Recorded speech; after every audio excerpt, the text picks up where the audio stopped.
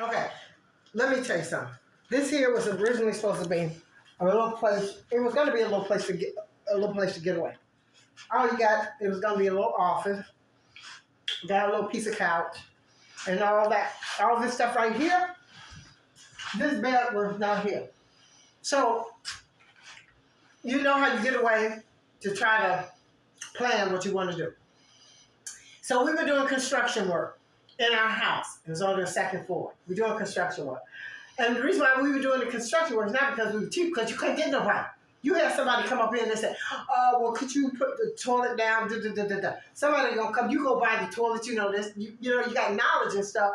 The toilet, you know how much the toilet costs? The toilet costs about $100-some. You know, the material and all that stuff. So you figure, oh, the toilet and this and that and all the stuff, the material might cost about $300, right?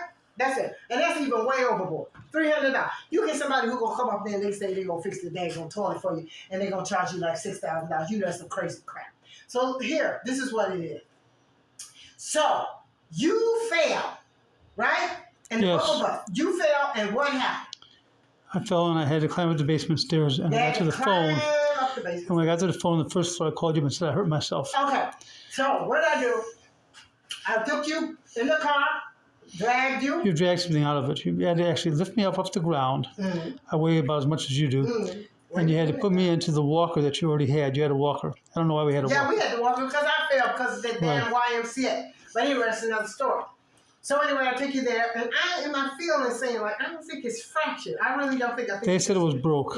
They said it was okay. They said it was They broke. didn't say it was fractured. They said it was broke. And so I said, well, And let's just wait. they said they needed pins to be put into it. Pins, and I said, let's get a second opinion. But anyway, so all of this, and they railroaded us into having this surgery.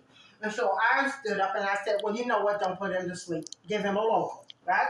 And Yes. they said, we can't give nobody a local. And I said, look. You don't know who you're talking about. You can give a person a local. Because you can sit there and give a local and take a baby out of a woman's womb and cut through them 3-4 layers. You can give him a local. You're like, okay, fine. You come out to surgery. You coming out to surgery and I'm there. Then the next, I'm visiting. Then the next day, I'm visiting. Right? Yes. So after the surgery, and the next day you got a whole day, 24 hours. Then I come to visit you the next day. And I was under the assumption that, okay, they're going to take you to a whatever to help you because now you one-legged John. And so what happened is I come visit you and I leave. And then you call me and you tell me, oh, they're leaving. They want you to come and get me. I'm like, come and get you for what? But they want you to come and take you. And I'm like, do they know that you live up on the second floor? And they didn't care, did they? No, they It didn't didn't care. seem like they cared. And I said, oh my gosh, so how we gonna do this? What are we supposed to do? Brown girl thinking here. And she says, okay, well, I'll put them into the place, right? Put them into place. Go. Come back and I get this. Then I run to the store and I gotta go get some food. The refrigerator was not on. So I run back there, plug the refrigerator. And then I go to the store and I start buying all these little, these little meals and stuff like that, frozen meal. Because I wasn't able to live here with you, I had to live like about 5 blocks away. What happened? I come get you, they throw you out the hospital, right? To put you in the truck and I drive you here. You slept here. The first day you slept here and I said, this is not logical for you to sit there and sleep on this here. What the hell? I'm over here. You ain't got to feel that like somebody gonna buy that damn couch. What's wrong with you? So I was like, okay, this is not gonna work. I go running The around. couch was actually pretty comfortable. It was okay, but you know what? I'm trying to do the right thing here. Okay, I was trying. Nobody gonna sleep on the couch. You cut up and balled up or whatever. You cut up and being balled up ain't gonna go together. So what do? I go get the thing for the toilet, right? And then I go get the walker. I got my walker, used that. And then there was a portable toilet. And then there was a thing to put on the toilet. And then I'm running and where's all this equipment? Right? Where's all this equipment? Did anybody ask me who I was to you? This is what pissed me off. No, they never asked ever. Okay. Why didn't they ask? Why? You know what? Didn't ask who I was. They should have said, wait a minute, her skin color not the same as yours. So who is she? No, they threw you out and into my custody. And then they're going to give you some, what was it? The blood thinner. Blood Yes, thinner. they give They blood tell thinners. me, make sure he don't bleed out. And then make sure he don't have blood clots. And I'm like, what What am I looking for? And they're talking to me on the phone. This is too much. I was getting stressed out. But while the day went to the next day, do you know what? I didn't have no food. I had not eaten. I was running back and forth, cooking for you, taking care of the dogs. Well, nobody coming. Nobody coming. I'm calling your family. Told them. Didn't nobody say they gonna come down here. And I called them old breadbasket people who were related to me. Didn't nobody come down. Next day, I said, wait a minute, we gotta get to do the bed. Come on, let's show the bed. I go to Habitat for Humanity. I look up, and there's a hospital bed. I said, sure. It took 4 men to put that hospital bed up on my truck. I get the hospital bed, and I said, wait a minute, I can't get this. Who's going to help me? I'm calling. Is anybody there? Even called up one of them honey-do right people, and they talking about $97 an hour to help lift it up, and then the come-out fee. I'm like, what the hell? We don't have any money here. So I got 2 twins to come. And they came to my rescue. So here we are, the 3 of us, trying to get that thing up off the truck. Mind you, we don't have no ramp. And one of the twins was going, and he was like, I can't do it. This guy bigger than me. He's like 6 feet and, 200 some pounds. Luckily, we see a guy going by. He helps us. We get this hospital bed, this right here. This one is an old-fashioned one. And I'm telling you, can you see from over here? Can you see that? You can't even pick that sucker up. But I put you in there, right? Yes, and you then did. I'm still running back and forth and everything. And the whole thing is that when I sat down in the floor, and this was over at the house, I had no food. My mind was spacey, running back. I was tired. I was scared. I was hungry because this happened in October. So, it's getting it was cold and stuff. And I sat down on the floor and I just started crying. I started laughing. And I started shaking. And I said, you know what? You gone. You are absolutely gone. And that's when I called you and I said, you know what? I can't do this. Somebody got to come and help out. Somebody, something. And what you do? You had to put the fire under their ass. Yeah, I'll take over. I called the hospital people and I said, aren't I supposed to get therapy, physical therapy? And they said, did nobody give you physical therapy? I said, they sent me out to hospital with nothing at all. And they said, we made a mistake. And then a week later, I had physical therapy almost every day of the week, except for the weekend.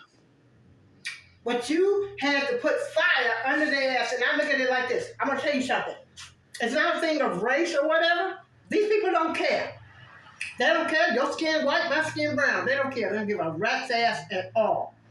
The whole thing that I'm sitting there foaming at the mouth, scared that you're going to have some sort of blow up with your blood, and then they're going to give you something stronger than Vicodin.